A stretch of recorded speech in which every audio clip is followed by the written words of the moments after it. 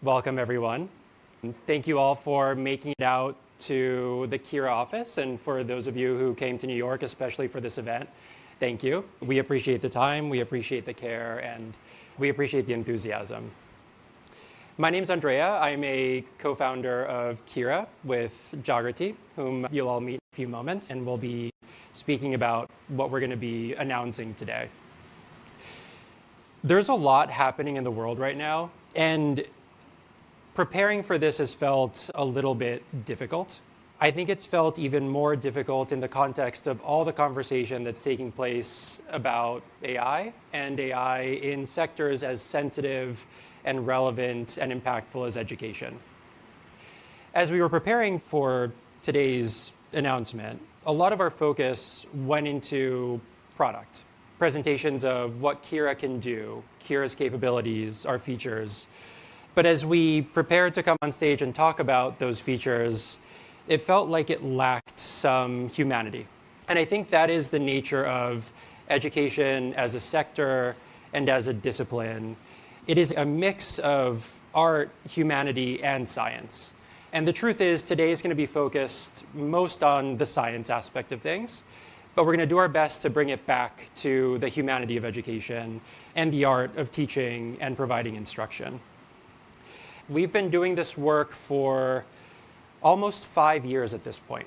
Kira incorporated 5 years ago. We've had a meaningfully scaled team for about 4, and we've been building what we're about to show you today for 3.5 years.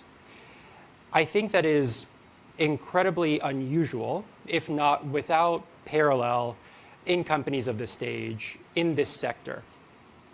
That is, we've spent 3.5 years with relentless focus, candidly often doubt, working on something that, when we first embarked on this path, was probably ahead of its time.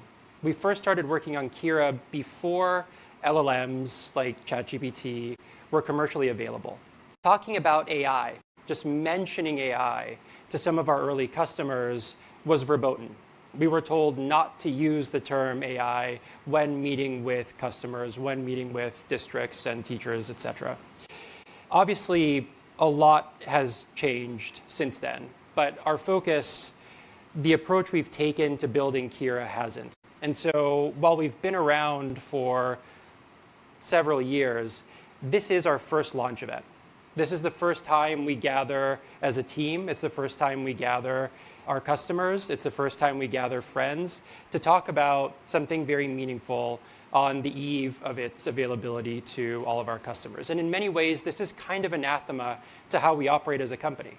We have been very heads down. We have been very focused on talking to customers, getting feedback, iterating on the product, iterating on the UI, iterating on how AI interacts with users, both teachers and students and administrators, day in, day out.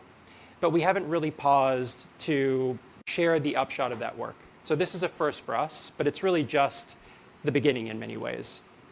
I was thinking about the teachers we work with and the tremendous disruption that they are feeling. And I find when I am a little bit unmoored, I think about my high school English teacher, Jane Mallison. Miss Mallison is one of my closest friends. I graduated from high school in 2004, so we've been in touch for more than 20 years. She emails me every year without fail on my birthday. We exchange emails almost every other week about what's happening at Kira, what's happening in the world. I had dinner with Miss Mallison a few weeks ago. Miss Mallison and I have a lot in common. I am 40. She is probably watching this, so I won't reveal her age. But demographically, we couldn't be more divergent. But fundamentally, our approach to learning has a lot in common, which is why we've maintained a close relationship over the years. And when we had dinner a few weeks ago, she told me about how she learned ancient Greek and her first class with an ancient Greek teacher. And she described her teacher picking up the Iliad and reading the first few paragraphs of the Iliad in English for her students. She then took the Iliad, closed it, and recited the Iliad in ancient Greek for those same students. And at the end of that recitation, she said, "Now let's start with the Greek alphabet." And there's something about showing what's possible and then going back to first principles, going back to the foundations, that is very inspiring to students. And I think about when I was in high school and I was learning ancient Greek and I was learning Latin, I remember Miss Mallison was in Latin classes with me, not as a teacher, but as a student. And it was that inspiration more so than how conjugations were taught to us or how the curriculum was sequenced that really provided inspiration to keep learning and still drives me to this day. And I share this because I think fundamentally teaching comes down to two relatively simple things that are very hard to achieve. One is inspiring and the other is love. Every time Miss Mallison writes me an email, she signs off with love. And I think the elements that she instilled in me, the things about our relationship and our experience, are those two elements, love and inspiration. And the truth is, we have created so many barriers for teachers today to provide those two relatively simple elements and pillars of support to their students. Standards are evolving relentlessly. Teachers are presented with new tools, new ideas, new responsibilities, new challenges, new threats. And their days they're rendered entirely packed with things that have nothing to do with providing their students with love and inspiration. I was reading a statistic about how many software tools districts in the US use on average. It's about 3,000 tools per district. 2/3 of those tools are licenses that are being paid for and go unused. Imagine needing to sift through 3,000 software tools, getting emails about 3,000 software tools, reading instruction manuals and going to trainings and having professional development for 3,000 software tools, all the while needing to teach a group of 30, 60, 90, sometimes 200 students, and still having the burden of trying to instill in them inspiration and love. Imagine doing that on a shoestring salary. Teachers today have to do all manner of things outside of school. They become influencers. They create blogs. They create YouTube channels to create additional sources of revenue to be able to supplement what are very thin sources of income. And again, that all comes at the expense of how much love and inspiration they can convey to their students. The reason we've been working on Kira for as long as we have, and the reason we've taken the approach we've taken, is because we don't want to be an additional 3,001th tool. We don't want to add additional layers of burden to teachers. We don't even want to create a presence in a teacher's classroom or workflow that is perceptible. We think that at its best, technology, and in reality, AI, can be a facilitator, can be a liberator, can unshackle teachers from the things that anchor them and keep them from really providing the inspiration that their students need and deserve. But implemented incorrectly, it can compound the problem.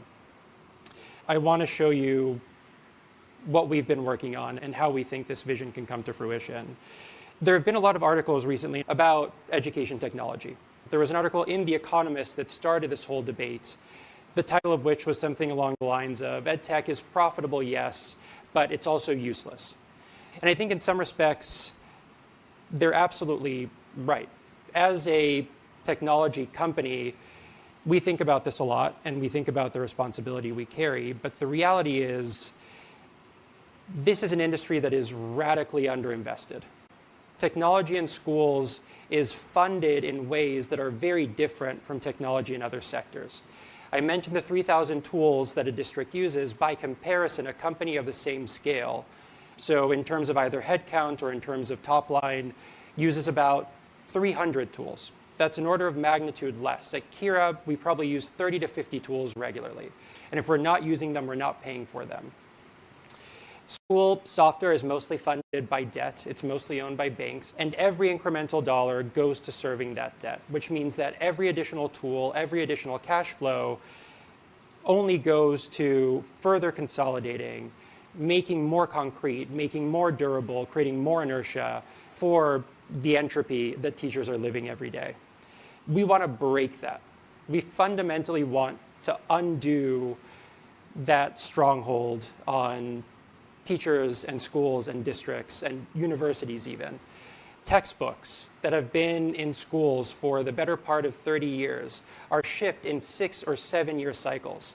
A single Calculus BC textbook costs $250 when on average a district has between $80 and $150 every other student every other year to buy textbooks. The system is broken and textbooks are shipped and they are obsolete on the day that they arrive. And yet we are still buying door stoppers that can't be personalized, that can't be updated without additional shipping and additional printing and additional detriment to students, not to mention the environment. What we're going to show you today is what we have called the AI operating system for education. It's not a point solution. It's not another tool. It's not another bolt-on to an existing system. It is a fundamental rethink of the system. Rethinking systems, by the way, is not very popular. We've gotten a lot of pushback over the years, and yet we have stayed this course, and we have about 2 hours together. I want to make this into a bit of a conversation. So we will open up the floor to questions. We will pause throughout.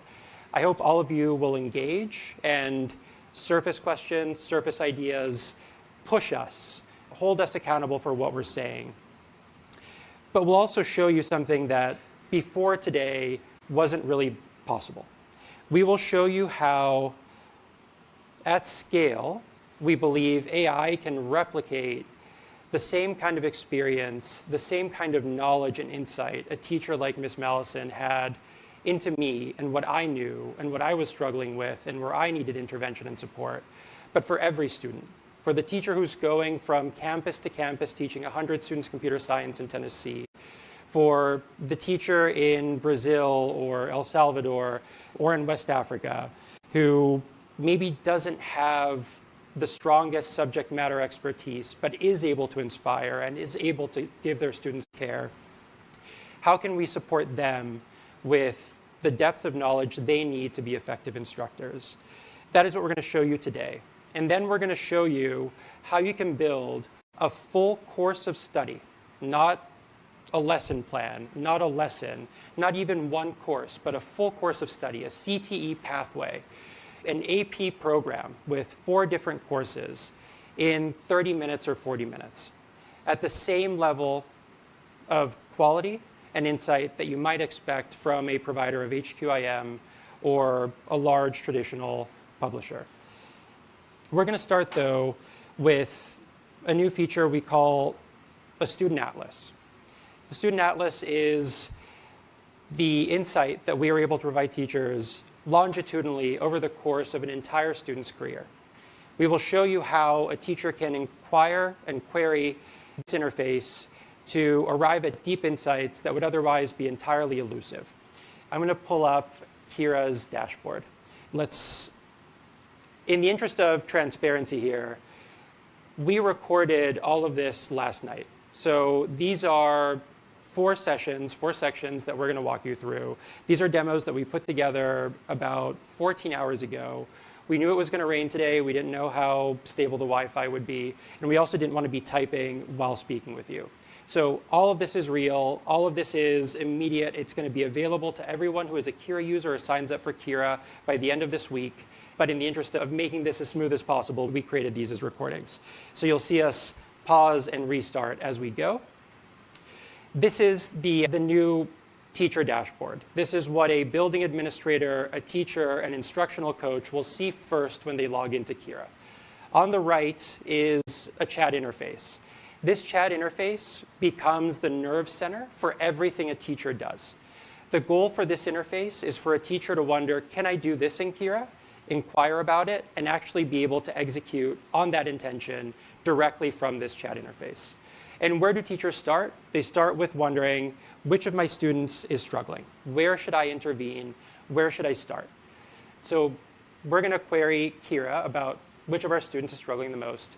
Kira knows all the classes that are currently in my roster. This is a demo account. So you'll see here, we've expanded the chat just so you have full visibility. We have one Algebra 2 class with about 14 students. This is a class we assembled with Kira employees. All of this is dummy data, but it gives you a sense of the level of insight you can get to with a few clicks. We can see which students are struggling the most, what they're struggling on, which concepts, which skills they're struggling with the most, and then what kind of intervention they need.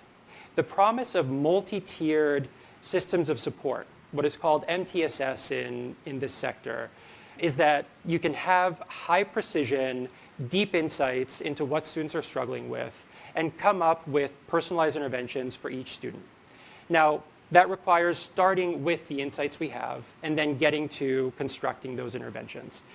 This is an initial insight, and then Kira surfaced for us the student, Jane Doe, who is struggling the most. You'll see there are 34 skills that fall into Tier 3 intervention territory.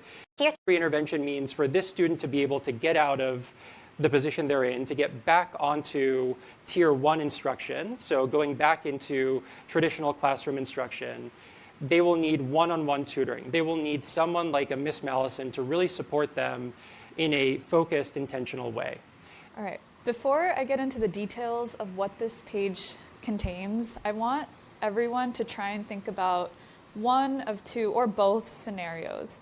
So try and remember a time where as a student or as a learner, you felt so demotivatingly stuck on learning a concept that you just felt like there was no hope for you. I know I felt that a lot in my life in college, high school, all of that.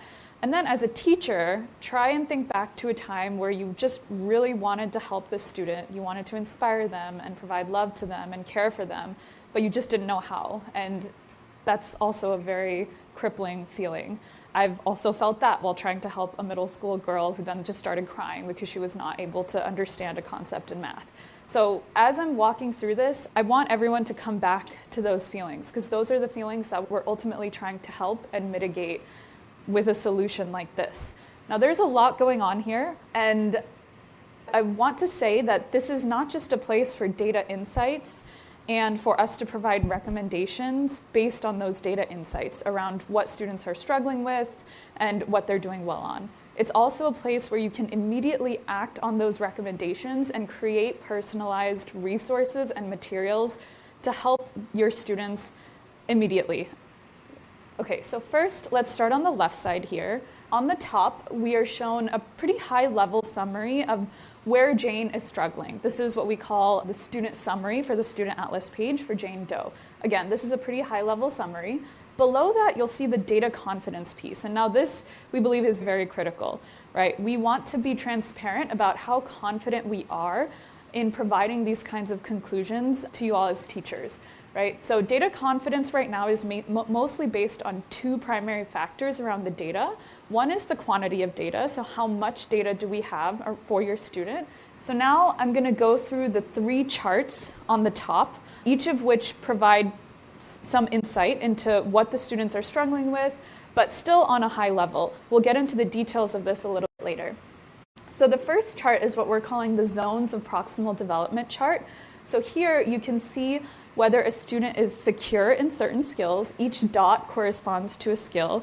If a student is secure, then that means they have not only been performing pretty well on that skill, but they also have not been regressing. And that's where we bring up the term secure. It means they've been performing well for a consistent period of time. Right? And then the green area is what we're calling ready to grow. So they're still doing pretty well, but not quite at the secure stage. And the yellow area is emerging skills. And now let's go to the second chart, is skill distribution. This is just showing the number of skills where the student is struggling, developing, or mastering. We'll talk about those mastery labels in just a second as well. But I want to spend a little bit more time on this third chart here, tiered support distribution. So many of you are probably familiar here, but just for a high-level overview, Tier 3 means that a student needs one-on-one individualized support to improve on certain skills. Jane, there's a lot of skills in Tier 3 that she needs Tier 3 intervention on. Tier 2 means that Jane needs targeted support, so it might not be one-on-one, but possibly group targeted support here. And then Tier 1 means that the normal level of instructional support is sufficient. Now you'll see a fourth tier here that we're calling, just for now, Tier 0 star. And this means that for a certain skill, the student has mastered the material that they were provided, but we don't have enough information to necessarily say that they've actually mastered the concept or skill in an objective way. Let's say a student was given a lesson or an assessment or some sort of problem set that contained questions that were lower level Bloom's taxonomy or just kind of an easier difficulty level. Just because the student got everything correct doesn't necessarily mean that they've mastered the skill. It just means that they've mastered what they were given. So if a student is in this tier, we're concluding that this means that they need to be given more advanced material, so higher level Bloom's or depth of knowledge material that are also harder in difficulty. So this might mean that as a teacher, you have to create this kind of material for your student, personalized material, to make sure that they continue advancing as well. So this isn't just a solution to help students who are struggling, which is very critical, but it's also a solution to help students really reach their potential. Okay? As we do, this is a lot of information, obviously. In one word, how do we feel like this student is doing? Just looking at this chart. Struggling. And ultimately, our goal is to understand, why is the student struggling? What can I do to help them? And how can I create those resources, right? So at the bottom here, we've actually broken down those concepts and skills in a certain format that I'm going to walk through. So we have certain domain areas. In this case, the domain is algebraic reasoning. And then each domain consists of many standards. So this could be state standards. In this case, I believe this is based on Oklahoma state standards for mathematics. And then each standard consists of multiple skills. And it's possible that not all skills have been introduced. So standard consists of multiple skills, but if the material that you've provided only introduces a couple of those skills, then we can't say with confidence that a student has mastered a given standard or not, because they haven't even seen all the material that applies to that standard. This is a really critical part of this page. So what I did was I clicked on one of the skills, and now I'm able to get granular information on the student's mastery level for this specific skill. So in this case, the skill is compute y divided by x for data pairs. Okay, so first we see that like a higher level summary, but it still gets into the detail of how many questions Jane has answered and some more granular information around what Jane has done around this specific skill. Now, this is a really important part of how we operate in terms of how we build the product and everything. When we're using AI so much to provide these kinds of insights and recommendations, the question will naturally come up, like, how do we trust you? How do we know that what you did actually makes sense here? And so if you click on that, it's questions on how we computed this, it will actually take you to the Kira chat where you can ask any question you want about the algorithm that we used to compute all of this data and gather all these insights. So in general, explainability is a very key part of everything we do because it has to be. It's not really an option. And if you see below where it says question breakdown, you'll actually see the number of questions that are higher level Bloom's taxonomy, lower level, as well as the difficulty level as well. So again, this is more granular insight into how we kind of computed this data as well.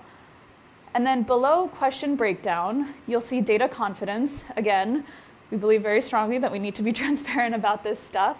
So what we say is we have medium level of data confidence. There's only 7 questions to draw from, but there is a pretty consistent pattern here, which is why medium level of confidence that Jane is struggling in this specific skill. Then we have recommended next steps. If you click this, it'll take you to the chat where it will not just provide insight into why we made these recommendations, but also create personalized resources, which we'll get to in just a few moments. The last thing here is you can also see recent activity, which shows the questions that Jane answered most recently pertaining to this skill. And then you can actually click on any of those questions and it'll take you to the grading page, which all teachers have access to and can grade in a lot of detail. But you can see Jane got a 0 out of 3 on that question and didn't really put too much thought into the answer, probably because she was struggling, right? And now we're gonna get to how we can actually help Jane, right? So maybe as a teacher, the first thing I wanna understand is, okay, so it kind of seems like Jane probably isn't performing at grade level here. So what grade level is Jane performing at? Okay, so Kira returned a lot of information in this chat, so let's kind of walk through it a little bit. So the chat says that Jane is not performing up to grade level, probably performing significantly below grade level. And there's something important here that I want to point out. So if you look at the last bullet point, it says in several cases, Jane was given hard level questions before she had a chance to build confidence with easier ones, which may have compounded her difficulty. So I remember as a teacher, as a tutor, there were lots of times where kind of the instruction that I was told to be told was, if a student gets something wrong, just give them more assessments on the same topic, which is very demotivating for the student. It's very confusing for the teacher. It's not meeting the student where they're at. And what Kira is telling us here is that Jane was probably exposed to questions that did not meet her where she was at. She was probably given hard questions before she was actually even had a chance to solidify her foundations. And we'll keep coming back to this because I think that's like a very special thing that AI now allows us to do at scale. It allows us to meet students where they're at instead of kind of rushing them and assuming where they're at, even if that's not where they may be. So then we get into the area where it says what this means practically. It means that there are several concepts we need to help Jane with. We have some suggested next steps. Consider starting Jane with scaffolded lower difficulty practice, and we're going to see how we can actually create that material in Kira directly too. And now as a teacher, what I really want to know is, okay, what can I do to support Jane? I know she's performing below grade level, but I really want to help her, so I want to know what I can do to support her. Now what Kira is going to do is essentially make several recommendations to build scaffolded practice for Jane that actually meets Jane where she's at so that she can solidify her understanding of foundational concepts before continuing a very demotivating and frustrating way on some of these harder concepts. So it gives me a lot more detail on the specific concepts I need to monitor. And now Kira's asking me, would you like me to create some targeted practice materials, a study guide, a lesson focused on any of these topics in IEP? Kira has created a lot of personalized material for Jane. So we're gonna focus on a couple here. For now, the one we're gonna focus on is an IEP document. And I want to emphasize an IEP document may not be the right thing for every student, but for Jane, Kira is suggesting that here's a start to an IEP document that might be helpful. So let's see what happens when we click on the initial version of the IEP for Jane. And then it created a lot of other material, but we'll get into that a little bit later. So I clicked on the IEP document here, and it's giving me just an initial version. Now, there's a lot that goes into an IEP. There's a lot of information sources that also go into creating kind of a reliable IEP. So this is completely editable by the teacher. They can add whatever information they want here as well. And any information that is contained within this IEP will also be persisted. So this is one of our coming soon features, but it's going to be persisted throughout any resources created for Jane in the future. A lot of SIS systems also hold IEP data, so we'll also be able to import accommodations and IEP data from those systems to inform this as well. Okay, so now I want to specifically create a Tier 3 intervention in Kira. A reminder that Tier 3 means that Jane needs individualized personal support for these skills. So there's lots of different kinds of Tier 3 interventions. In this case, Kira created a really personalized lesson that Jane can work through kind of on her own. So what's happening here is that Kira is first just creating an outline. The teacher can edit that outline. What happened here is that Kira then created a full lesson, and it was a little bit hard to see because it was a bit fast. Like Andrea said, this is recording and we've sped up some of the processes. But this creates real interactive activities that Jane can then submit her answers to. Multiple choice, fill in the blank for your response, we have those. We also have some more interesting ones as well, interactive videos. So there is one at the top where Jane can watch a video and actually has to answer questions while watching before moving on to different parts of the video. We have a similar one that's useful for literacy and kind of language as well, called Read and Respond and Read and Chat, where a student can actually have a conversation about a passage or respond to questions about a passage side by side. Different students respond well to different types of activities, but we've created a personalized lesson just for Jane that can then directly be assigned to Jane as well. If you look in the top right, and we'll show how we can do that a little bit later too. So this is the first Tier 3 intervention. Now, a really common Tier 3 intervention is personalized tutoring, right? So as a teacher, I want to see if I can achieve that in Kira. So I ask, what about a personalized tutoring session for Jane? So in Kira, we have an activity type called a chat pod, which essentially is a sort of personalized tutoring experience. So what I've done here is created a personalized chat pod just for Jane based on the skills she needs more support on. This is now transitioning to the student view.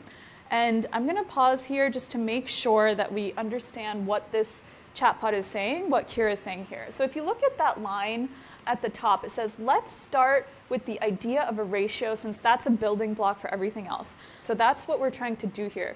We're going back to the foundations before going to the harder stuff, and we're making sure that Jane feels really solid in that material, because that's a building block of everything. In this case, it's a ratio. And then here we just show some sample interactions that a student who's really demotivated probably at this point and struggling might have with the chat pod. So I said, I have no idea. Then Kira still breaks it down for me, does not express any sort of frustration, right? Jane is still not feeling super motivated, but Kira is still encouraging Jane, saying, good job for reiterating. Let's try again and rephrase the question. So that's a chat pod. And now what we've done here is actually we're going back to the homepage where Andrea had started originally. And I want to point out one important thing here that Kira also surfaced. If you look at the right above where it says Jane Doe's student profile, that second paragraph above that, it says a clear pattern emerges. Proportional relationships are the biggest pain points across the board in the whole class, right? So that probably means that as a teacher, I should spend more time on this concept, not just for Jane, but probably for everyone. This is probably something that everybody can benefit from. So what I can do immediately with the chat is I can actually create a lesson about this concept and then assign it, again, all through the chat. So what I'm going to say is assign a lesson on proportional relationships for the whole class in order to help the whole class. And I'm just going to assign the very first one, but it can also generate the lesson like we saw earlier and then assign it. Now what I'm taking to is what we're calling the assignments page. And this is where a teacher can access all of their assignments, whether it's assignments to a whole class, as personalized assignments to individual students, whatever it might be, this is where they can access all of that material. And there's also a bunch of assignment settings, really powerful assignment settings that a teacher can set and modify on this page as well. So we actually have an AI tutor available to students as well. We're not focusing too much on the student experience here just for the purposes of this demo, but a student has access to an AI tutor if the teacher is okay with that. AI feedback as well. Number of attempts, they can set that. They can shuffle the answer choices too. They can choose to give access to a calculator. So a lot of really granular assignment settings that we're only going to increase in time as well, because these details matter a lot when trying to teach effectively. Okay, so that's an overview of the Student Atlas page, and I'll hand it off to Andrea quickly. That felt like a lot. Just to maybe relate this to what this whole process would have looked like in absence of Kira. We saw student skills displayed with a relatively high degree of precision in 3 different views. That means we needed to know what skills the student was exposed to. We need to know what activities contained which skills, were related to which standards, how those laddered up to domains of knowledge, and then how the student over time has performed so that we can get to calculations of mastery. I know folks in this room have used MTSS products in the past. I know folks have worked on tagging curriculum. That means going through curriculum line by line, activity by activity, figuring out what the skill taxonomy is for that curriculum. Sometimes it's provided by the publisher, sometimes it isn't. It requires making sure that everything is tagged appropriately, that the activities exist in a place where interactions between students are being recorded, and if they don't, that recording is happening manually. If anything changes, if a question in an assessment is not tagged, or if a question in an assessment is removed, or if we rethink the curricular structure, the scope and sequence, we remove a week of content, everything is out the window. Districts are spending summers, sometimes years. They're spending millions of dollars creating these systems so that they can kind of, if you squint, approximate what you just saw. And all of this is happening automatically, ambiently, in the background, just by dint of having students work on activities that have been assigned to them. So something that, no exaggeration, would have taken years and 7 figures of investment on part of a district is now essentially delivered for free in the background. That's why we call it Student Atlas. We started with a singular student, so you saw depth of insight on one student. The expectation is not that every teacher for every student every day is going to be spending time in the Student Atlas. What Kira does is take a lot of this information and roll it up, abstract it, give you the most salient pieces of actionable knowledge, and then help you act on it. Right? You don't just know how you should be supporting your student. Kira gives you the exact resources you can use and deploy to support those students and continue enriching and contributing to the Student Atlas. This is updating in real time constantly. So one of the big struggles with tiered intervention is that students get stuck in tiers. Sometimes a student is put in a tier 3 intervention category, and believe it or not, tier 3 interventions, so one-on-one tutoring, the kind of intervention that really requires dedicated time and capacity for students, is often entirely divorced from tier 1 instruction. That means a student might be learning about a particular domain, proportional relationships, for instance, in class with their peers. They get to one-on-one instruction, and they're looking at materials that are not leveled to that student's ability.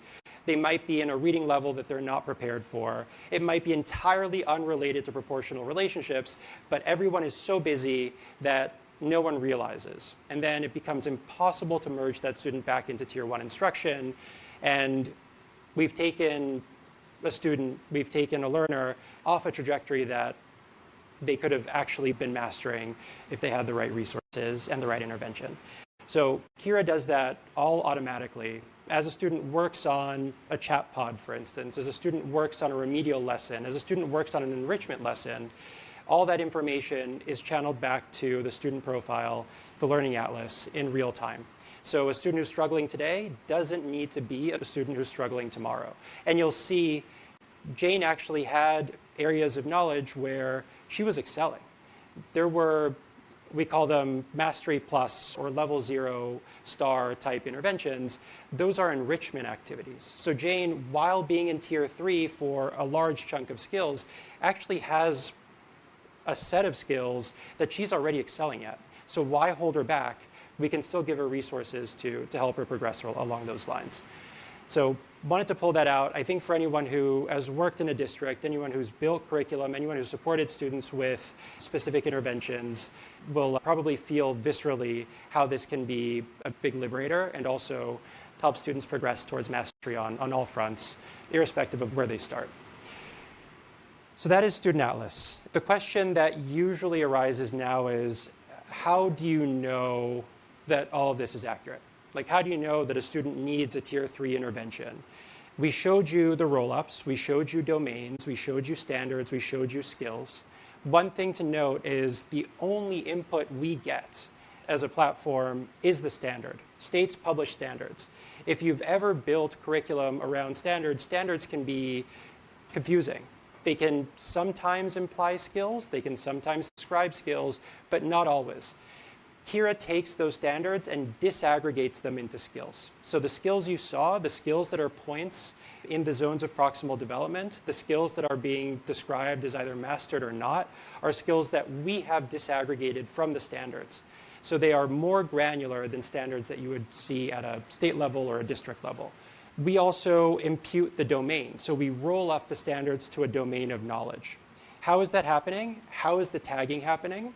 And then how do we know that a student is working on enough information at the right level of difficulty? That is standards tagging, and it's also done with our grading interface, which is what Jagrati is going to talk about next. Tagging is maybe the most boring, but most impactful thing that you can do to drive the kinds of outcomes that we are talking about. So we're going to show this relatively quickly, and hopefully the power of it comes through.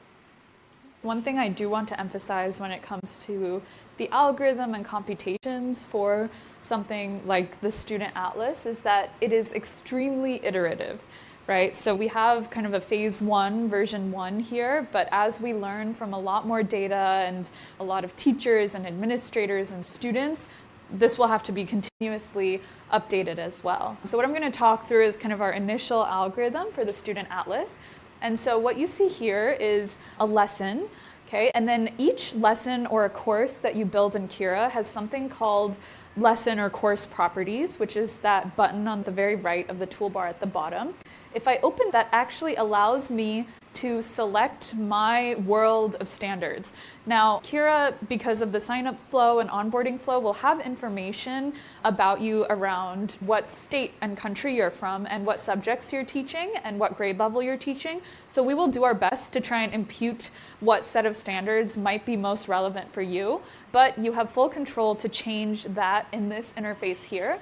And this is the world of standards that are being pulled from and where the kinds of skills that are being generated based on this world of standards here. So this is just showing the selection process in case you want to change what the defaults are. Now what I'm doing is I'm opening up the Kira AI chat. And when I open up the Kira AI chat, first of all, the Kira AI chat can be used for a lot of different things, including creating lessons, editing lessons, whatever it may be. It can also be used to tag your entire resource, whether it's a lesson or a course, with standards. Okay, so that's what I'm going to do here. I'm going to click the tag with standards button, and we are speeding through this, but this is, as Andrea said, it's a lot of work that happens in the back end. Essentially, what it's doing is it's doing a lot of work to filter through all of the standards in your world of standards that you had set and that we had imputed. And then, like Andrea said, we have generated skills using AI for each of those standards, and we're using AI to help us understand for each question in this lesson, what skills and standards does that question aim to cover? And that's what I mean when I say tagging with standards. We are tagging every single question, every single activity in a lesson with standards and skills to a high level of granularity. And this is also an iterative process to make sure that we're doing this really well. Because if the tagging is wrong, all of the data in the Student Atlas kind of becomes useless, right? So this is the backbone of a lot of that data and that insight that we're showing you. I clicked question settings for that question. It opens up this pane. There's a lot of settings here. There's grading settings. I'm going to focus on standards and difficulty, so we'll see what that looks like.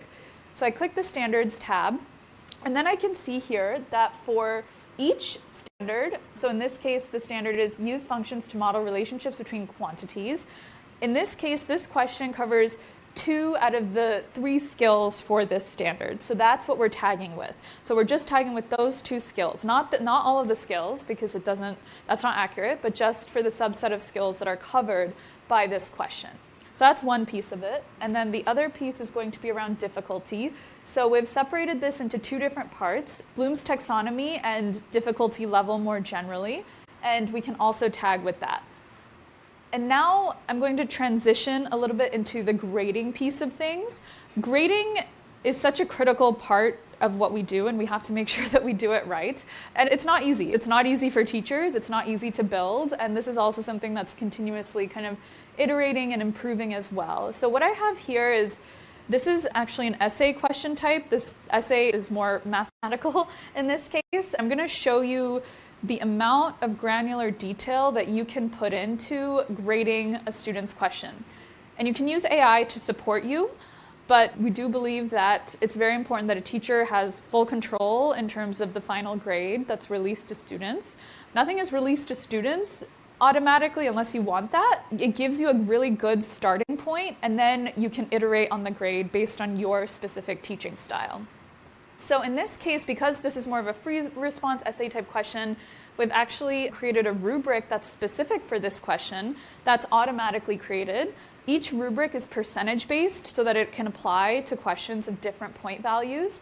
Here's the detailed rubric for this question. Change the amount of percentage points that each criteria and level is worth here, and how many points this student deserves for that criteria and level. And let's say I changed it in a way that I'm not super happy with and I want to give AI another chance here. I can click the grade with AI button and it will give me another kind of grade and help me restart. So that's kind of an example of a free response question. Oh, and then very critically too, we have a feedback panel. This is AI generated feedback. As a teacher, I can also add my own feedback notes. I can delete them if I don't like them. So again, teachers have full agency here, but it's a really helpful starting point for this. So that's for kind of a free response essay type question. For more auto-graded, kind of deterministically graded type questions, like multiple choice questions, we also have explanations for why a certain answer is incorrect or correct that is then student-facing, so the student can see that explanation as well. All of this can be AI generated, and then the teacher can edit as they wish. Similarly, the explanations can be generated too. And so all of this information, this grading information, the scores, the feedback, the tutor interactions, all of that, that is what's fed into the student atlas. Like I said, we're going to continuously iterate on this algorithm, but all of this is kind of the backbone that isn't easily visible in the final output of the student atlas, but it's so critical and it's such a really important part of explaining how it works. And if you ask Kira, the chat in the student atlas, like what is your algorithm, what data does it take, how does it work, that's what it will tell you. So yeah, hopefully that helps and reduces the mystery around how we compute a lot of that. Any questions so far? Hi, Kevin Hogan with Tech and Learning. Thank you very much for having us today, and congratulations on comprehensive product.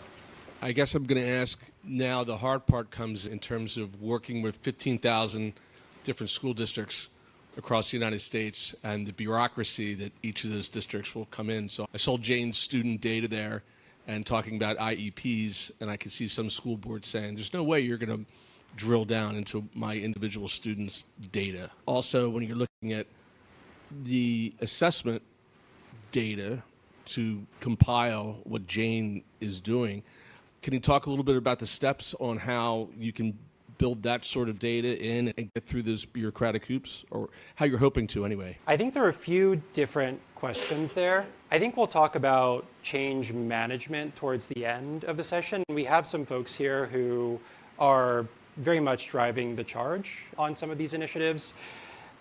I think software in this space is mostly legacy software, right? And there are questions that get conflated. Questions around privacy and data security, which are related but different and require different kinds of interventions. And I think bureaucratically, districts, universities, and this is true in the US, but globally as well, have preserved systems that are not the safest.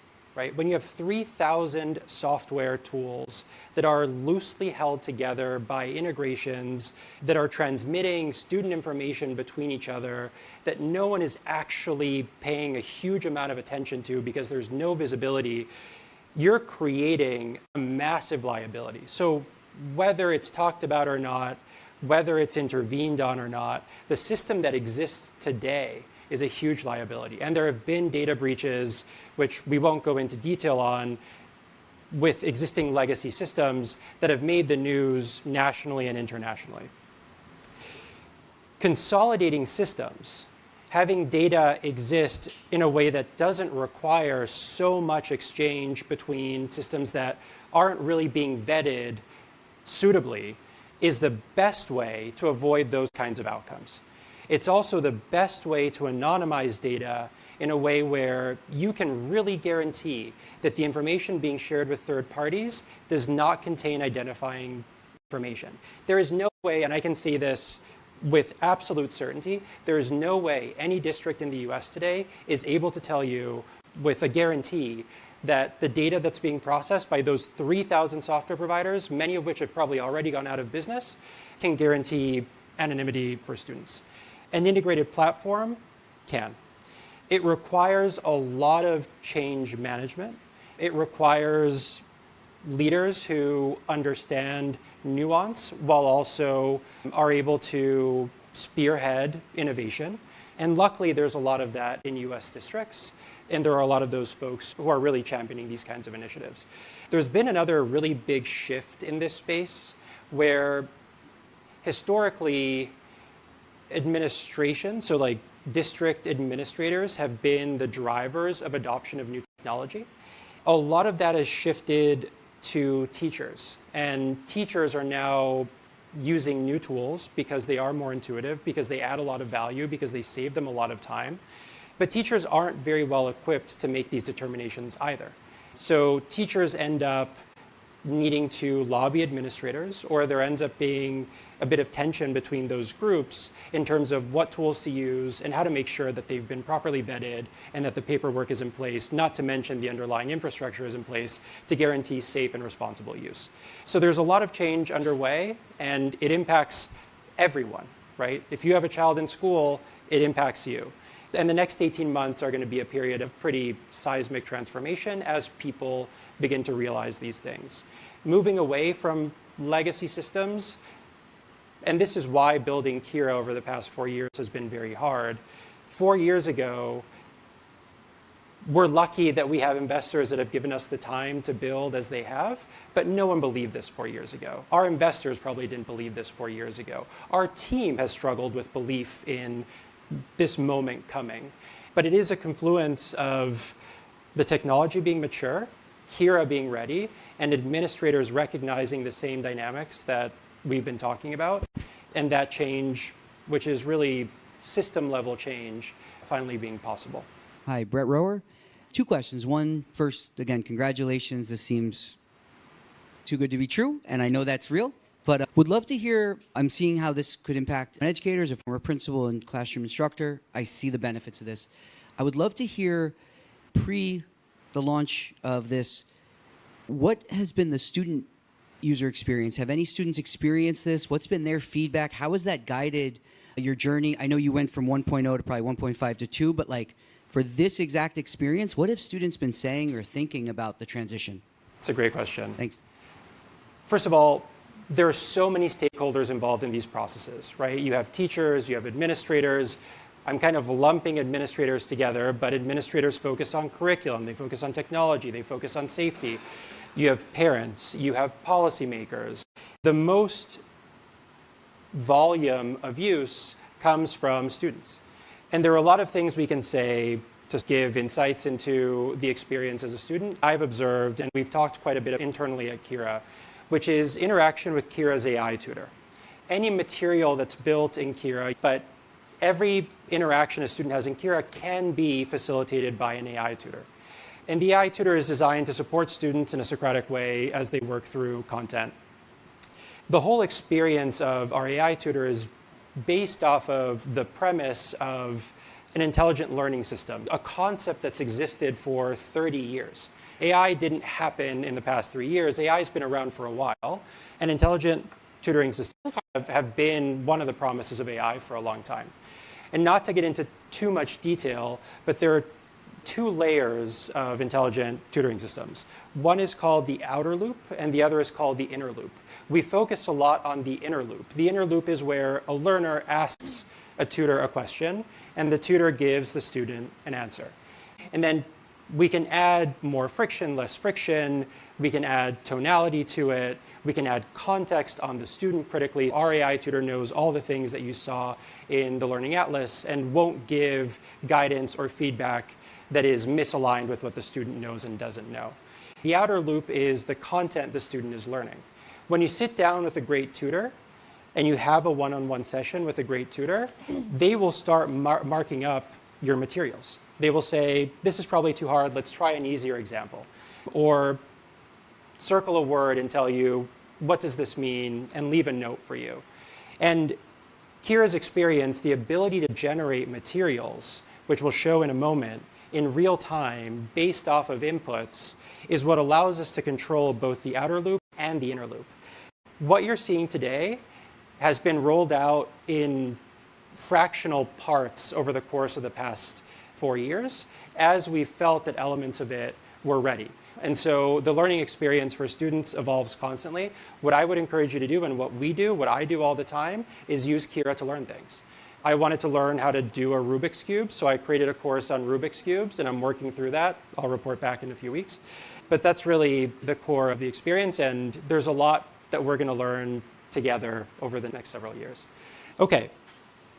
On the content or the context of outer loops, I know there are folks here who have written curriculum in the past, and I think Kira makes this look so easy that the value of it is almost lost in translation.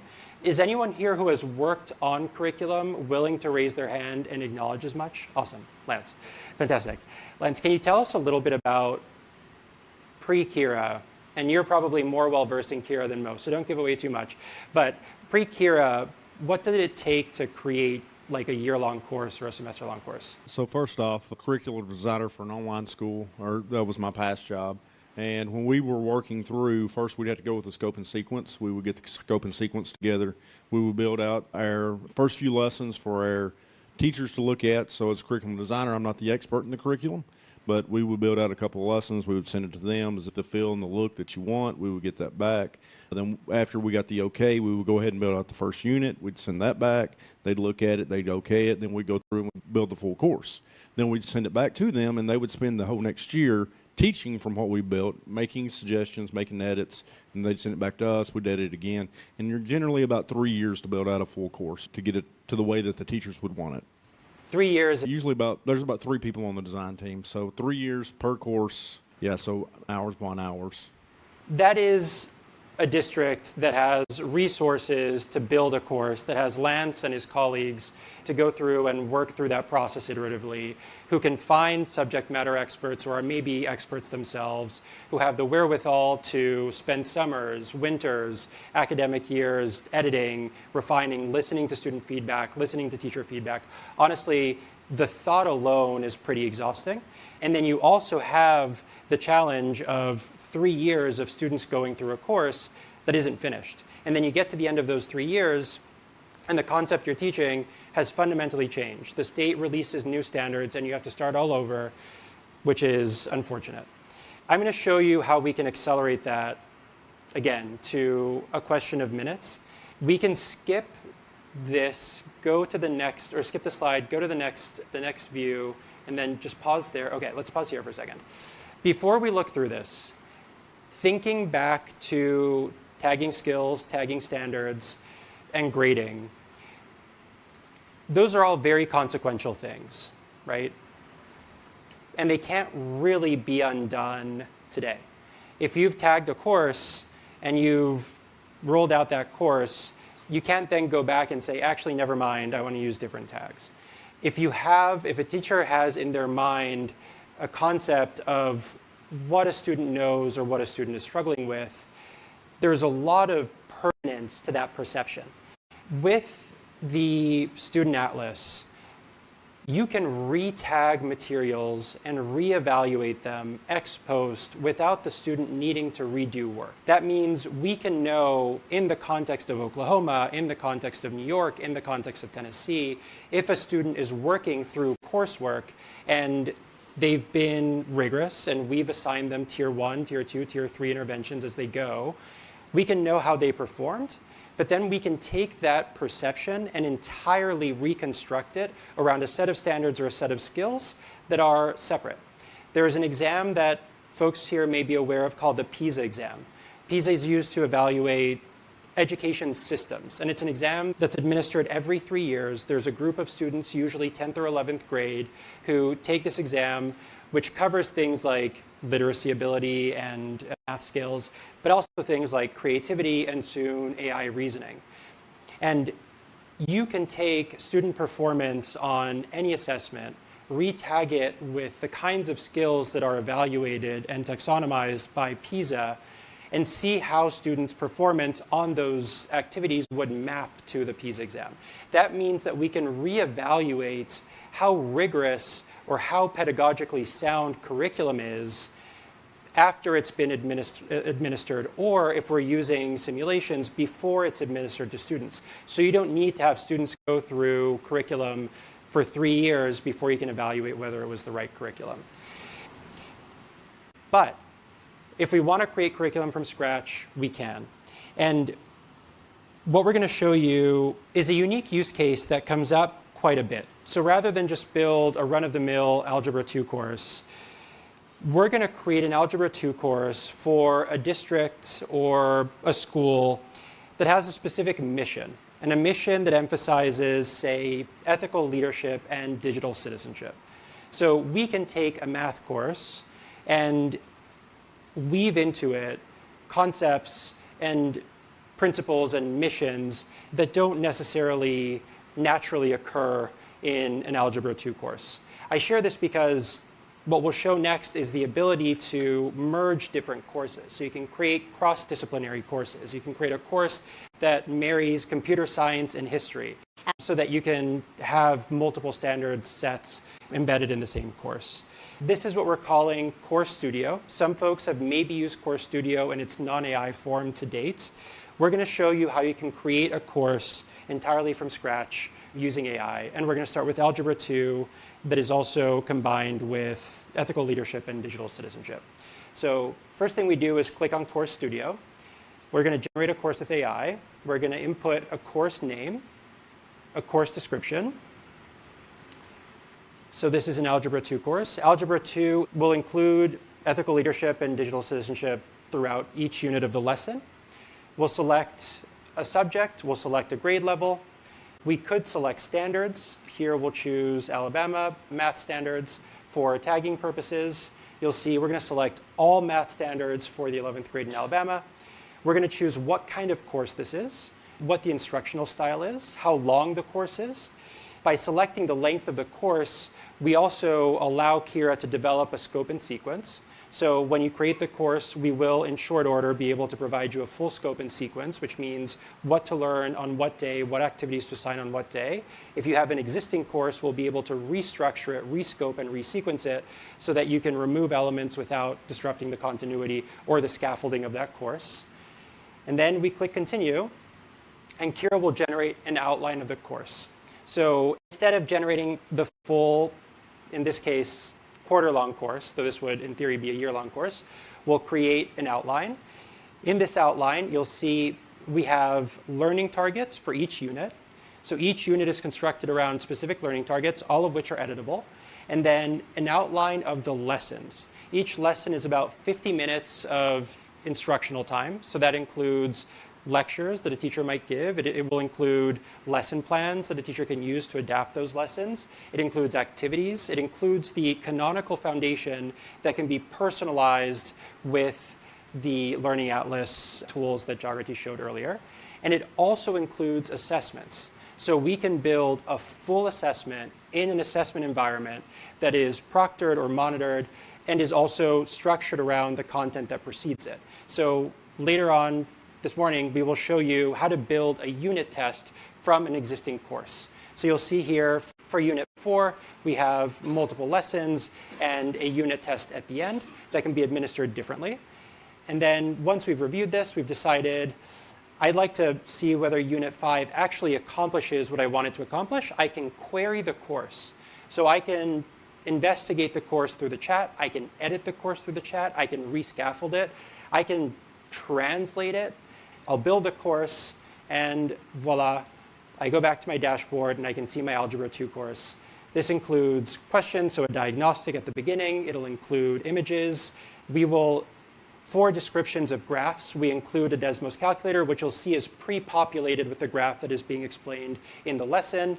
We'll create images of graphs with explanations, interactive videos, and then this is the end of the first lesson. You'll see a message on the fact that being good at math also means being a steward of honest and responsible use of those skills. This is one lesson, again, in a quarter-long course. We could have built a 165 contact hour, year-long course, the same kind of Algebra 2 course that you would spend $200 per textbook buying from a major publisher or provider of HQIM. Soon this will be possible to print out, so you'll be able to use it in written form. A teacher can simply take pictures of student submissions, and those will be graded directly in Kira. All of that will be funneled into the student atlas. So we have seen the construction of a course. We have seen how this course can be assigned to students, how it can be scoped and sequenced, which means I can assign individual lessons to students at different periods throughout the year, but I can do that scoping in September for November. If there's a snow day, if there is an event that causes my school year to, let's pause this for a second. Okay, getting ahead. But if there is a snow day or an event that causes the school year to somehow be thrown for a loop, we can easily just rescope and resequence via the chat, say, remove this date and restructure the content for this purpose. This is the course that is being drawn from. So this is what we mean when we say Tier 1 intervention. This is the core canonical course that a teacher is standing in front of a group of students and lecturing about, or is assigning to students in a asynchronous environment, that is then being adapted for Tier 2 and Tier 3 intervention. So we will see a student got one question wrong or got multiple questions wrong in a lesson. That is what we use to build an IEP, what we use to build a one-on-one chat pod type intervention, or a new remedial lesson. And then when the student finishes the remedial lesson, they're taken back to the Tier 1 instruction, which is this underlying canonical course. That is one course. I said at the beginning of our session today that we were going to build a full course of study, a CTE course of study, CTE being career and technical education. There are no real providers of CTE curriculum that are scaled, partly because what a career looks like in 5 years or 3 years, no one can really tell you. And also because CTE tends to be very specific. States in the US, countries overseas will have employers that set up shop around their schools, create jobs, create opportunities, but they need students to graduate with specific skills. They need students who maybe already have a sense of how to weld. They might need students who know computer science. They might need students who know specific kinds of coding, so know how to use Python to do data analysis. We've talked about how hard it is to buy curriculum that is personalized. If we have to create specific curriculum for a school or a district that is looking to cater to jobs that exist in that district so that students can have fulfilled and sustainable lives after graduation, there's really nowhere to start. What Lance described is what a well-resourced district can do when they have leaders like Lance, but that is not the case in most districts and in most places. What we're doing here, this is something we did yesterday. There's no magic here. There's no crazy editing. We opened 8 different tabs and used the course editor in 8 different tabs simultaneously to create a CTE course of study and then an AP course of study. So an AP textbook would take about 2-3 years to develop in conjunction with the College Board. We created AP Calculus BC, AP Physics, an AP History course, any AP course you would like. We took the standards, placed them in Kira, very simple upload process, and then developed all of these courses from those standards. The CTE courses are based on CTE standards from Tennessee, a state that we spend a lot of time in and have come to really love. I'm going to show you in 30 seconds what that 30-minute experience of generating these 8 courses looked like. We simply selected the standards, named the course, gave some guidance on how to structure the course. You'll see AP Music Theory, Health Science Education. So this is a pre-EMT course, AP Physics C, a networking course, Cybersecurity 1, which is another CTE course, and then a few others. You'll see Took about 18 minutes to develop this one, probably 20-something minutes for a year-long course. And in half an hour, we developed curriculum that would have taken maybe a decade of labor otherwise, and would have been obsolete again upon delivery to a school. We're going to make all of these available to everyone. So a lot of courses that we have developed as part of this rollout, we're going to make available directly in the platform, so folks don't have to recreate them, or they can just experience them and see from Kira's perspective what a high quality course looks like. We do not encourage using these courses without review. So this is really an 80-20, 90-10 rule type experience. AI is not perfect. There are a lot of agentic flows underlying this process. These are scaffolded courses, which means we do not introduce concepts out of order. So we introduce a concept, evaluate it, and that's part of the scoping and sequencing challenge. So if you remove a chapter, you have to rebuild a course in a way that remains scaffolded. And when any of this material is being used, it does require an expert teacher or curriculum developer to either go through the course themselves or make those edits and make sure that they're reviewed properly. So I do want to be very clear about this fact that we are not encouraging folks to just create an AP CSP course or an AP Calculus BC course and assign it, but this will save the lion's share of time, money, and effort. So this is creating courses. What if we've created a course and we then want to modify it? What if we've created a course and we want to rescope it? Or what if we create a course and we find out, actually, I have a group of students in my class that don't speak English, so I need a Spanish language version or an any language version. What if my school year is thrown for a loop by weather constraints and I need to shorten a course from 64 lessons to 50 lessons? How can I rescope and resequence it? Or what if I want to take a web development basics course and inject it into my Intro to CS course? So I want to have students learn both Python and JavaScript. Better yet, what if I have a Python course and I want to convert it into a Java course? You can take a course in Kira. This is launching in the next few weeks, so we're not going to show you a demo of this particular part, but this is what it will look like.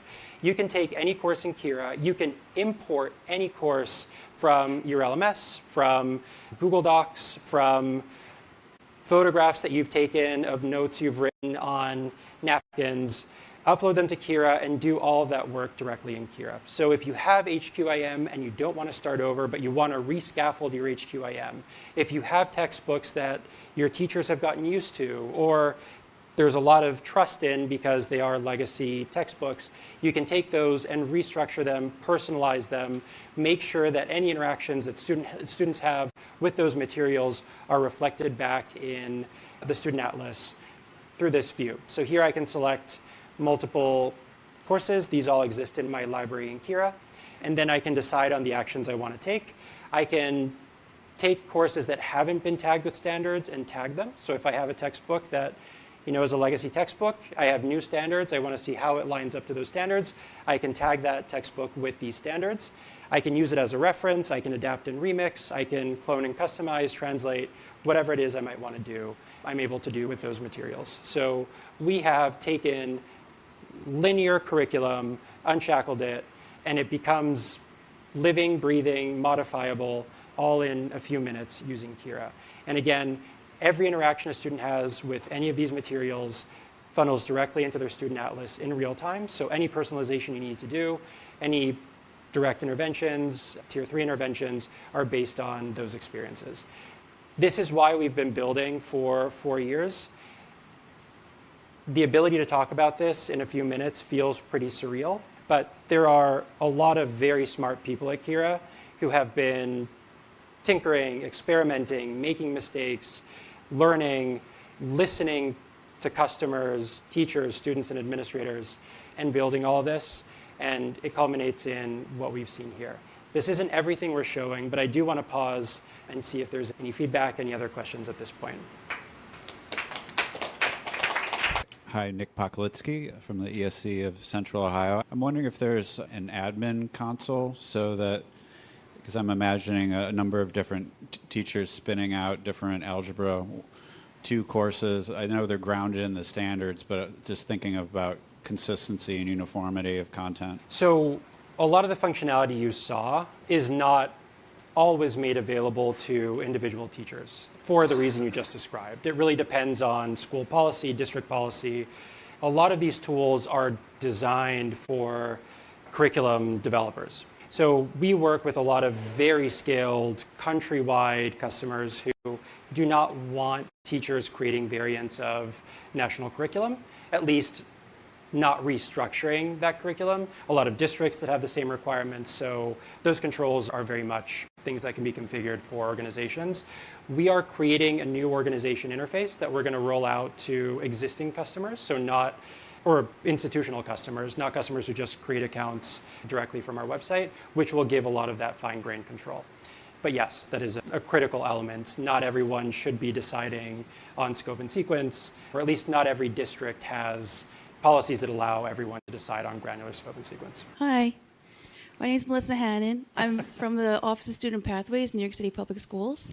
And I'm excited to follow up because my question was also about an administrative portal. So we work directly with teachers for professional learning to bring a program for computer science education. And a big part of that support is making sure our administrators find value in that programming. Our school administrators in New York have a comprehensive education plan for the school, and then they also report to the district with a district CEP to meet goals and align to what they want specifically. So I was hoping there would be an administrative portal or page where they can get a school-wide snapshot of performance data that aligns to those goals, and then that can help them decide which programs to seek out, to train their teachers, and support overall learning. So I was wondering if you had any thoughts on that. Great question, absolutely. Thank you. So 2 or 3 thoughts. The first is we have found, in terms of rolling out Kira to students, using Kira for teacher professional development is a very powerful kind of entry point.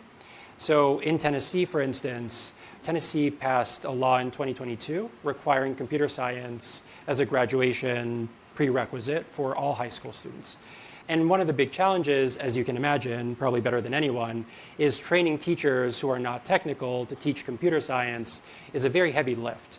We have teachers now teaching computer science who started down this path as librarians. Some of them taught adjacent subjects like math or other STEM subjects. Some taught entirely unrelated subjects like English.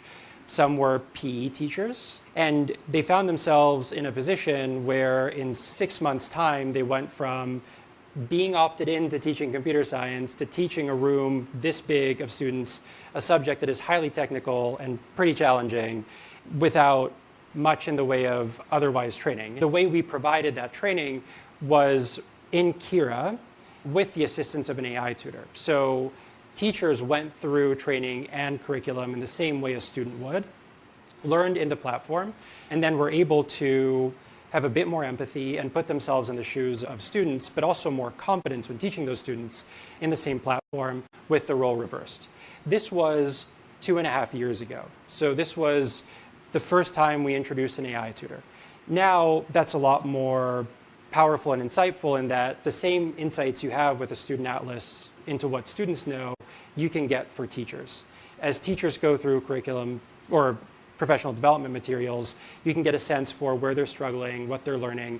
And there are new activity types we're rolling out every week, which give you kind of a more filled out picture. So it's not multiple choice questions and fill in the blanks and more conventional questions, but also the ability to present to Kira and get feedback on that presentation, the ability to walk through an entire lesson and get feedback on that lesson. And those experiences will give you a more full picture of what a teacher needs support with in terms of PD, and you can create personalized pathways for those teachers as well. One thing that is forthcoming, so we're not launching this week, but in the next several, at most the next month, is a class and eventually a school level roll-up of the student atlas. Call it a class atlas or a school atlas, where you can get that same information but in a more rolled up and consolidated way. So you can see which classes need more attention, which schools in a district, and in New York, where there are a lot of schools, that information at a rolled up level is very helpful. And then you can drill down into individual students and gain those insights. But most critically, you can query all that information in a chat. So you could ask the same question I asked of Kira, which was, which of my students needs the most support? Of a district, of a school. So parents can query that same information, obviously structured in a different way, but they will be able to interact with their students' data in a way that's informative and also get insights into how they can intervene at home with their children. So great question, and very much on the immediate horizon for us, certainly before the coming academic year. One thing that's become popular or that's happening now in my school district is common assessments, and of course using common curriculum and things like that. But we're currently paying about $10 a student for a platform to where we can provide those common assessments. So we're getting standards mastery, things like that, so that our curriculum coaches can then go in and work with their teachers to help them get their students to mastery. So I think very similar to what the lady here was asking for, a data dashboard for our district so that we can drill down by school level so that we can see what areas are we weak in, where are we strong at, and then make those decisions on that. So with the assessment tools and with data dashboards, are we going to be able to do those things? Yes. We're also building new integrations, which will allow you to pull in data from other external sources and localize them to the Student Atlas and eventually the Class Atlas. State data and things like that. Both direct integrations with platforms. The immediate next step, though, is if that data already exists, being able to ingest that data and represent it in the way that's displayed here. The reality is a lot of that data is out of date, right? If students take an exam in May or take a state test in May, they don't get the results until late in the summer, sometimes beginning of the next school year. You've had an entire summer of memory decay that intervenes. Knowing what to do with that data is tricky. Importing data is definitely an important step because that data exists, but generating new data in a way that's low friction for the student, but higher quality in terms of those insights is really where I think most of the value is going to come from. And Lance is not a plant, but that's a very good segue to the next thing I'm going to show. This is the last thing we're going to show today. So assessments. How we assess students tells us a lot, right? We can assess students either in passing, so we can assess students in the background, somewhat in the atmospherics of what they're learning, or we can proactively assess students. Proactive assessment is something that's done a lot, right? Students in some states spend a month or two working on assessments. They're entirely checked out from instruction and the quality and value of those assessments. So we've built an assessment tool in Kira to be able to make those assessments more immediately valuable to users and to be able to surface those insights within the student dashboard, within the Student Atlas more immediately. These are AI-generated assessments. You can build assessments with AI from myriad inputs. You can upload an existing test. So if there's a state-level test that you have in PDF form, you can upload the state-level test, wrap it in Kira, and assign it to students to work on in an environment that mimics that state test almost perfectly. We're working on templates so that for tests that have psychometric elements that are dynamic and responsive to student performance, we'll be able to replicate those psychometrics for those assessments.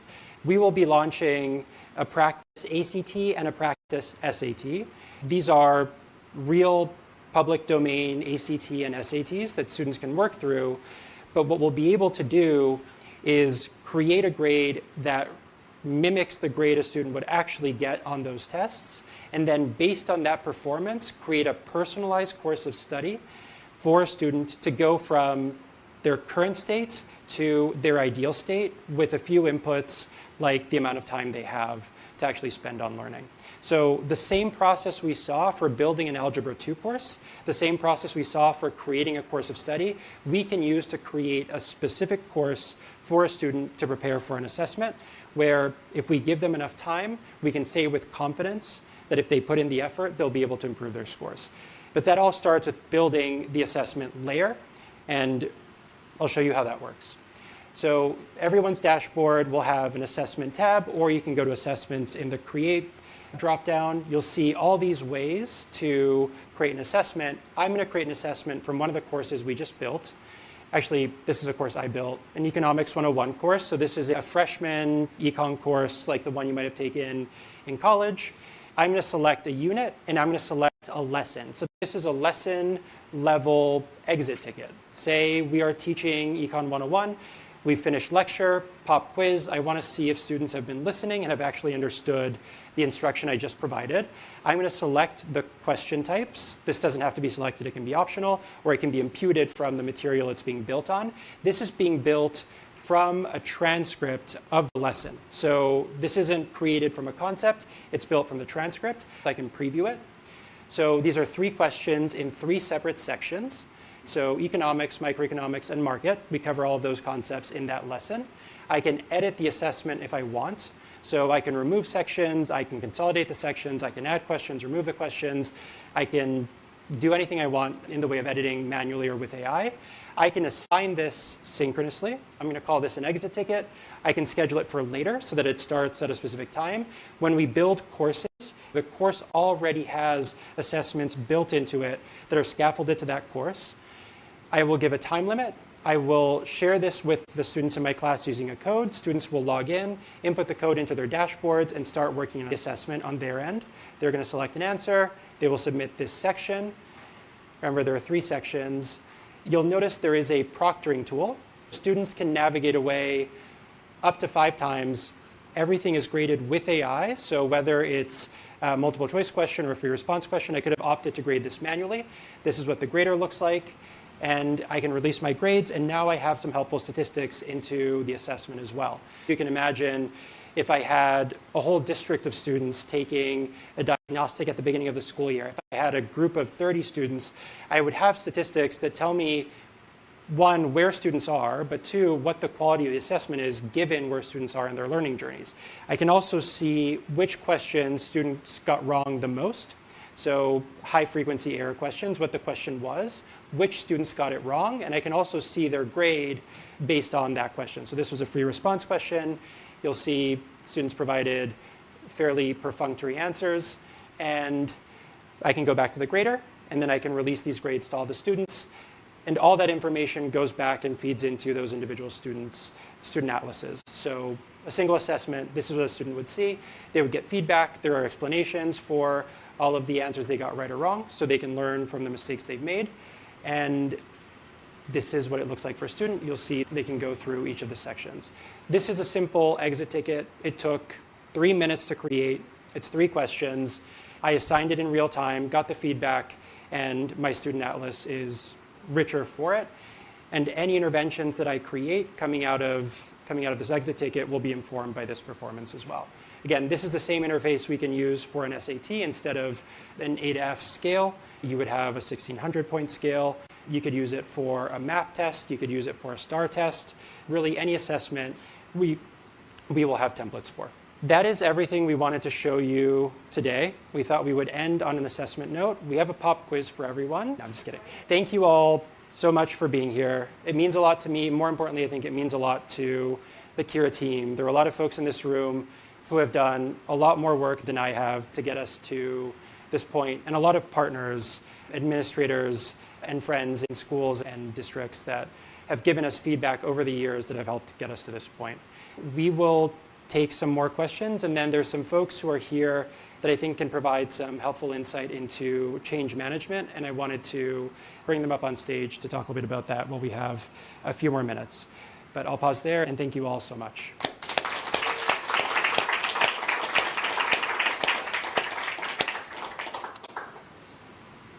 Any questions? Go for it. Brandon. Brandon Chitty from Broken Arrow Public Schools. I had a question about the assessment, some tools that I've just recently seen. But if the goal is student learning and we're asking students questions and then it's giving feedback on how the student does and what they need to do, and it's giving that teacher and what you can do next to build that in, is there a world in where that can happen in real time? So the assessment is built as a direct success, right? So if they're doing bad on something, instead of just giving that data back, then it takes that moment and says, okay, let's reteach it, and then let's ask in a different way to see if we can actually truly build on learning during the assessment. That's not really done in education, right? But that can almost, with your technology, be done in real time. Do you want to talk about this? So Andre talked a little bit about the AI tutor, the current one we have, but the next evolution for which development is going to start almost immediately is pretty much exactly that. So in real time, can we create personalized activity types, assessments, things like that, to help the student even further when they're feeling really stuck and kind of get them to that point in real time. So that's exactly what we're going to start working on. When you see a course or you see a lesson, you can modify any portion of that course in real time through a chat. So you can say something as trivial as take this multiple choice question and make it into an essay, or take this Python coding question and make it into Java, or reorder all of the steps in this lesson so that it's structured differently, or take this lesson which is intended for asynchronous learning and make it appropriate for fully synchronous learning. Those same kinds of commands that are orchestrated by a teacher or a curriculum developer can be orchestrated by an AI tutor. So the AI tutor can see in real time what a student is working on and modify that content in real time. So if the student is presented with a multiple choice question that isn't leveled to that student's ability, we'll be able to modify that multiple choice question so that it is leveled, or we can remove the question entirely, or we can create a new example to rescaffold existing content. So we showed you how to rescaffold a course with sort of the interfaces we looked at. The rescaffolding can be coordinated by an AI tutor. So with the student atlas, it can actually Exactly. build the assessment per what the tool knows about the individual student Yeah. and where they need to get towards success. Exactly. An assessment, curricular content, ultimately all of these things really blend together. If we have to sit students down for 4 hours to take a test multiple times a year, the value of that test is discounted. In fact, we're doing students a huge disservice because all their time is spent working towards that test. Yeah, if the goal in the assessment is learning, Exactly. right? Yeah. So we're going to be launching an updated AI tutor fairly soon. We'll have another one of these events in the next few months. Now that we've had the first one, it's been kind of fun. We'll do another one. But we'll release those features fairly soon, too. Hi again. So I was wondering if at the end of the year or a quarter, when there's a cumulative data for the student performance, is the teacher then able to export that data for their reporting systems, or would they have to manually change them over? Reporting and taking data and formatting it to different reporting requirements is a forthcoming feature. It's a request that comes up very often. So taking the data and putting it in a spreadsheet, for instance, that complies with requirements for a district is something we hear a lot and we're working on. Let's see. Are these online questions? Oh, awesome. I have a question from the live stream. How do you balance the flexibility for individual teachers with maintaining standards tagging consistency and data integrity across the system? We do it by making it automatic. So nothing should require manual intervention to maintain. We showed you how to tag a lesson or a course by pressing a button.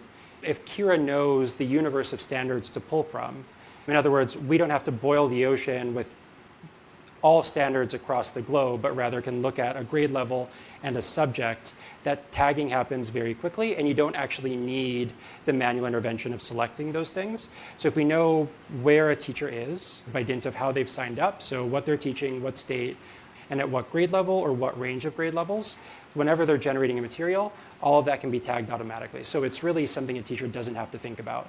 The same is true for accommodations and IEPs. One thing I didn't show is in assessments, you can give students extra time in percentages. You can modify assessments so that students have different numbers of answers for multiple choice questions, for instance. You'll be able to set accommodations in Kira and forget about them until you have to revisit them. But insofar as they exist and they are documented, any material generated in Kira reflects those accommodations. So you don't have to spend time proctoring for different amounts of time for different students. Can I add something? Of course. I think another part of that question I heard was around the data integrity piece too. Things like standards tagging, skills generation, student atlas, a lot of that. It takes a lot of testing and simulations done in the back end that we're continuously working on improving and doing, but we will also release a white paper that'll provide a lot of transparency into these features, but it's a lot of simulations and testing that we have to do because a lot of it is subjective, right? Different people might have different opinions on what skills comprise a certain standard or what struggling means or what mastering means. For, kind of tracking and researching how things are going. So on aggregate, how are you going to make decisions about what to improve? How are you going to track student outcomes anonymously, I assume, across the districts that you're working with and tailor the tool or the platform to those changes? So first of all, there are a lot of studies about the impact of AI in education. I discount all of them almost entirely. I don't think we know exactly what's going to work and what isn't. A lot of the studies that exist are based on technology that's 2 years old. And as anyone on the Kira team that's been building this product will tell you, what was possible 2 years ago is fundamentally different from what's possible today. So if something worked 2 years ago, odds are it'll work today. But how those studies were constructed, what they were evaluating, it's all very hand-wavy. We are fortunate, but also have a huge burden of responsibility in that we are working on very scaled rollouts of what you saw today, ones that we're not able to announce publicly right now, but these are national rollouts. So entire countries of students embarking on a new philosophy of learning, or at least a new governance structure for schools that's very much anchored in AI. And there's a lot of optimism there. There's a lot of implied optimism in that decision, but there's also a huge amount of responsibility. And so measuring things in real time using our own tools, but also measuring things through a third party that is looking at things in a structured way and can give us an evaluation and give the leaders of those changes an evaluation over time that everyone feels confident in is critical. So we are setting up longitudinal studies in all of those places, run by large international organizations outside of the US, as well as organizations here in the US stateside. We can't really afford to wait an entire year to know whether something worked. I think the reality of education is that it's incredibly high stakes, but it's treated as a very low stakes industry. I think decisions are made sometimes very lightly until it's too late. And so we've been very deliberate in terms of who we work with and the scale at which we work and making sure that those are very deep partnerships. A lot of us spend more time traveling than we do here in this office with customers in schools, really seeing the minutia, but also looking at the data to make sure that what we think is happening or what we want to happen is what's happening. The only thing that's undoable is the passage of time, and the way to combat that is to move quickly and have deep insight. We have one more great question from the live stream that we'll share with everyone. So what are the measures to protect personal data when integrating Kira into courses or into your daily work as an educator? We're careful with integrations. I think the desire to say everything is integrated and everything works together is really the desire that's been nourished by this sector and this industry. We have not jumped into building all of those integrations super quickly because, again, they're built on API endpoints that are very legacy. If you're working with software that's 20, 30 years old, a lot of those are very legacy systems. A lot of them are systems that have already been compromised. So we build those integrations slowly and carefully, and we usually do it in conjunction with a customer that really wants those integrations to exist, but not before we have conversations about the actual necessity of those integrations and the ability of the customer at scale to ensure that the thing we are integrating into is being managed properly on their end. In terms of how we use LLMs, for instance, any data that's passed to an LLM is anonymized. So you don't know that the skill Jane is working on is the skill Jane is working on. That skill exists, you know how it exists relative to other skills, but you don't know that it's Jane's skill. You don't know where Jane is based. You don't know anything about Jane beyond what skills she's working on and how she's struggling, which is somewhat of a paradox, right? Like, we are creating a system that is highly personalized, where the ability to intervene, the ability to support students in the ways we've been describing requires deep insight into what the student knows and what the student doesn't know, but without betraying the confidentiality and privacy of that data. And that requires a lot of work. It requires a lot of effort on our part in terms of deciding what systems to use, what LLMs to use, monitoring our own partners, et cetera. The sad reality of of privacy requirements is that it's all words. If you have the right words, you end up complying. The hard work is building systems that actually reflect the spirit of those words. And that's where we put a lot of time and effort. Any other questions? Brandon, you and I have been talking a lot over the past several months. You represent a district that is a public school district. It's a large public school district. You have led a lot of system change. Would you be willing to share a little bit about what you think all of this enables for you all? I've been in education for 19 years, so I was a teacher for 7. I had the first one-to-one classroom in Oklahoma. We were the second K-12 to adopt a learning management system like Canvas in the K-12 space. So we've always been kind of at that forefront of trying to know that the way that we do education has lots of holes, and it's a very hard job. And so everything that we've tried to do is try to empower teachers to be successful with the tasks that it is. And I truly believe that it's rocket science to do the job really well. We've complicated it so much. And students are more complicated now than before. We're not just preparing them to be in a factory accomplishing a task, right? And so it's changed so much. So the first thing I want to say is, like, to hear your vision at the very beginning of this conversation, everybody needs to rewatch that several times, because it is a very powerful message to what's happening in the space. And if people in our sector aren't thinking about that, of the future of the humans that we develop, they're not going to be prepared, right? And so we have to think about, and it's not just a solution that we're trying to sell, that we've been overwhelmed by the app market for 15 years. And so that's been really tough. But in my job, I'm the executive director of innovation. It really has a lot to do with instructional technology, forward thinking, making sure that we're preparing students for the future. And I've been buying ed tech for over a decade, and I'm pretty worn out of it. I'll just tell you that. I'll just tell you, I got off the phone with Kara early on, and it's hard to get past the cells, right? It's hard to get past what's going on. And after spending some time with Andrea, it's very different. I have never had a conversation with a ed tech leader that is pedagogically sound and that is focused on learning as deeply and understands the science of learning as this team. And you can see it in the product. And so for me, it's transformational. My job is to do this, and for me to spend time here. Our district's 20,000 students, big task. I run multiple teams to make sure that we're staying successful with what we do. But I'm truly a believer. And I think by watching what you're seeing today, we need to start looking at this. And guys, it's hitting multiple angles, because in reality, I know for sure we have 72 instructional softwares we pay for in our district, right?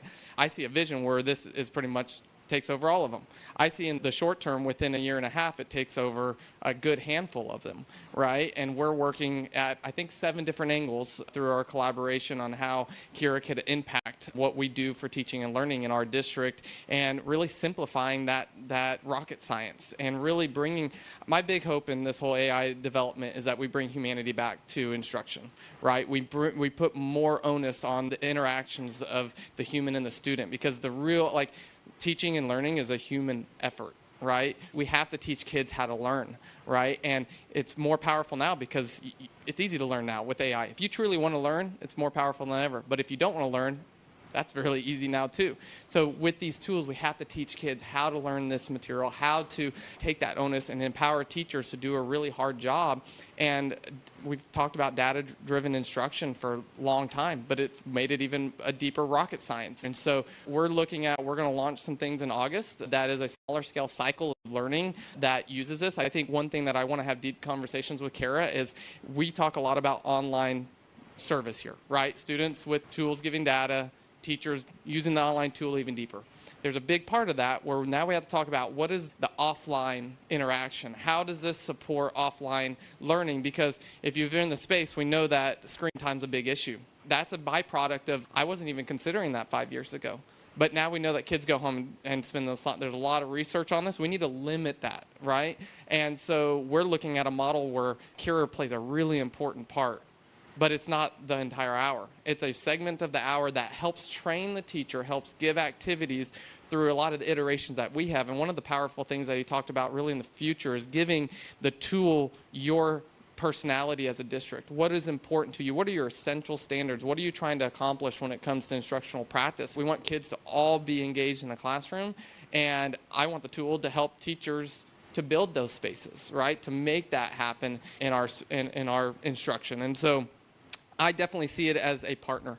I see it as a piece to make us be more human in our instruction and bring the power of humanity back to what teaching and learning is when EdTech has taken over our space for the last 2 decades. Thank you all so much. I know we have lunch prepared, and we look forward to continuing the conversation did we have another question? Sorry. No, go for it, please. I'm Dan Eflin. I'm coming from Summit Public Schools. I think this will build a little bit off what we're talking about, but the question is from much earlier.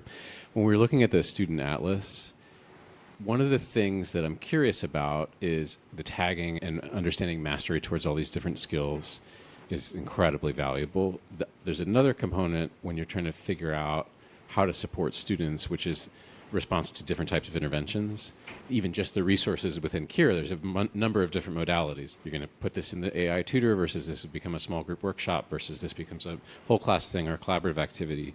Is there any tagging related to that modality so you're developing not just how students are progressing, but also what their historic response to different types of resources is? We track all the modalities. The responsiveness to different specific modalities doesn't factor into the atlas view we have now, but that's absolutely something we should do. And really, these are the kinds of insights that inform Kira very quickly. So this is why choosing the right partnerships is so critical for us as well. I will say an idiosyncrasy of this space is that things change slowly, and that slow change is rationalized. It's rationalized by statements like, people don't like change. They don't like things to look different, which is true, but to a point. I think people like improvement, and teachers like improvement, and students like improvement. And that iteration in conjunction with our customers is one thing that I think really differentiates how Kira operates in this industry. So those kinds of insights, which can be pretty transformational in the context of providing students with better Tier 2 and Tier 3 support, is exactly the kind of insight that we onboard in a matter of weeks, not years. So thank you for the question. The honest answer is no, but the other honest answer is it will. So thank you, and thank you everyone, and we're looking forward to continuing the conversation with all of you.